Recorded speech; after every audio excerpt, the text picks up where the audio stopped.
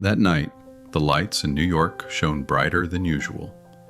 The studio was packed, but no one laughed. No one spoke. The air was thick with anticipation, as if everyone felt something monumental was about to happen. Karoline Leavitt stepped onto the stage, not as a politician or a press secretary, but as a woman holding the truth, something powerful forces had tried to bury. In her hand was a small, ordinary USB drive, but she gripped it like the last weapon in a battle. She didn't need a microphone, a script, or anything but the truth, and one person to confront. That person was Oprah Winfrey, media icon, talk show queen, and one of the most powerful women on the planet. But tonight, Oprah wasn't the interviewer, she was the one being questioned. The atmosphere was taut, like a bowstring, as Karoline stood at the podium, her gaze cold and her posture unshaken. Across from her, Oprah sat in a black velvet chair, arms crossed, lips pursed into a faint, forced smile. The host stepped lightly to the center of the stage, his voice clear, like a judge in a courtroom. Ladies and gentlemen, tonight we witness a rare moment where political and media power meet head-on. According to our information, Miss Levit holds a document that could change how the public views Oprah Winfrey. Is that correct? Levit nodded, activating the large screen behind her. An email appeared, titled Film Discussion, Oprah and Harvey 2014. We begin with Harvey Weinstein, Levit said, her voice sharp. This email proves Oprah knew about Weinstein's misconduct, but still collaborated to protect the Butler Project. The screen displayed a line from Oprah. "Keep things stable. Don't let small troubles ruin the project." The audience murmured, phones raised to record. Levit continued, emphasizing the term small troubles, referring to Weinstein's harassment. Oprah stood, voice sharp. "That email was distorted. I only worked with Harvey for the film, nothing more. I knew nothing about the allegations until they went public." The audience clapped, but the applause faded, replaced by skepticism. Levit didn't flinch. She switched the screen to a video. A young woman named Sarah Thompson, an actress who had worked on a Weinstein project. "I met Oprah at a film event," Sarah began. "I told her Harvey tried to force me into a hotel room. Oprah just said, 'There are bigger things to protect.'" The audience fell silent. Levit turned to Oprah. "Sarah begged you for help, but you chose to stand with an abuser. Why didn't you protect her?" The room grew noisy, some shouting, others clapping for Oprah. Oprah shook her head. "I don't remember that conversation. If it happened, I wouldn't have told her to stay silent." Levit remained calm, signaling for another document to appear, a memo from Weinstein's company. It implied that Oprah requested to quickly handle a complaint, suggesting Sarah. Levit's voice was cold as ice. Oprah didn't just know about Weinstein's behavior. She helped cover it up to protect her film. The audience erupted. "Tell the truth, Oprah," some shouted. "This is a smear campaign," others yelled in support of Oprah. The host tried to restore order. "Karoline, these are serious allegations.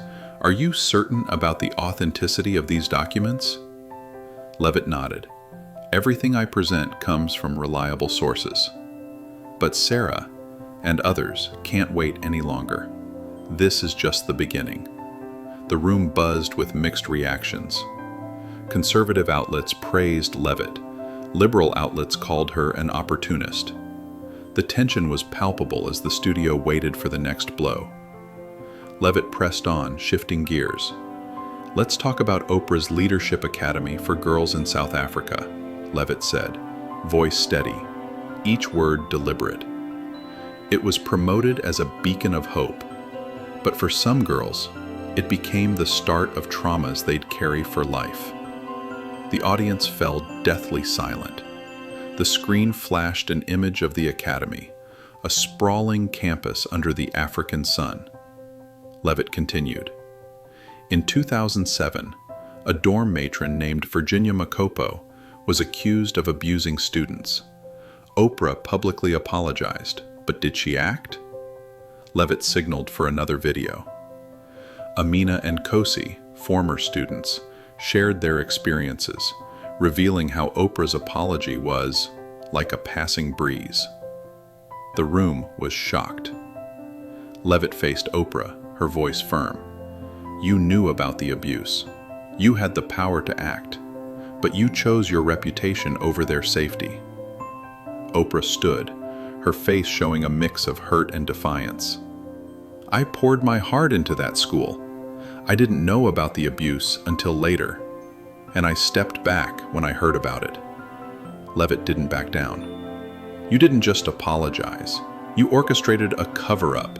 You chose to protect the school's reputation. The room was chaotic, but Levit remained unshaken. She displayed a document from Oprah's legal team showing payments to bury the case. You didn't just ignore the victims. You paid to protect the story. That's the truth. The audience was divided, some booing, others clapping for Oprah. The host tried to regain control. Karoline, can you guarantee the authenticity of these documents? Levit nodded, eyes locked on Oprah. These documents are from reliable sources, ready for verification. But victims like Amina can't wait for justice.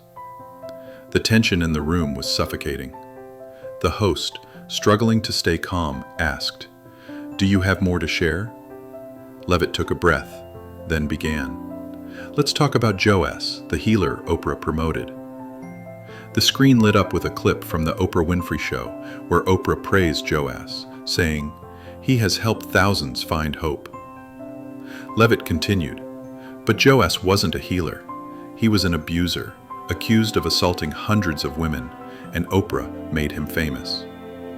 The audience gasped. Another victim, Maria Costa, appeared on screen, recounting how she trusted Oprah and was assaulted by Joas. "Oprah made me believe in a monster," she said, her voice trembling. Levit turned to Oprah. "You introduced him to the world, and when the allegations surfaced, you stayed silent. Why?" Oprah stood, voice trembling but firm. "I believed in his work at the time. I'm not responsible for what happened afterward." Levit didn't let up. "You not only promoted Joas, but you took money from organizations linked to him." Oprah fired back. "These documents are fabricated. I've spent my life uplifting others, not destroying them." Levit pressed on, her voice cutting through the tension. "You built your image as an inspiration, but you silenced those who didn't follow your narrative." The room was in an uproar. The host tried to quiet the chaos. "Karoline, do you have more evidence?" Levit nodded. "We have more, but the real question is, who is Oprah Winfrey really protecting?" The studio fell into a heavy silence, everyone awaiting the next revelation. Levit stood resolute at the podium, her gaze unwavering. Oprah sat, her face pale, eyes filled with tension. The host, trying to regain control, asked, "Is there more?" Levit nodded again. "This is the last piece." Oprah knew about the wrongdoings, but she chose to conceal them. "We need to expose this, not for revenge, but for justice." The audience erupted in applause. The host, stunned, tried to wrap up the show. "Thank you, Karoline, for the revelations you've shared tonight." As the cameras cut off, the atmosphere was electric. Oprah stormed off, leaving the audience stunned. Levit remained at the podium, resolute, knowing the fight was far from over. In the aftermath, social media exploded with opinions, some hailing Levit as a hero, others defending Oprah. The debate raged on, but Levit knew one thing. She had started something that couldn't be stopped. The truth would be heard, and the cost would be high. The next day, Levit stood at the White House podium, ready for a press conference. "The truth doesn't belong to me or Oprah," she said. "It belongs to those who've been hurt." And the battle for justice had only just begun.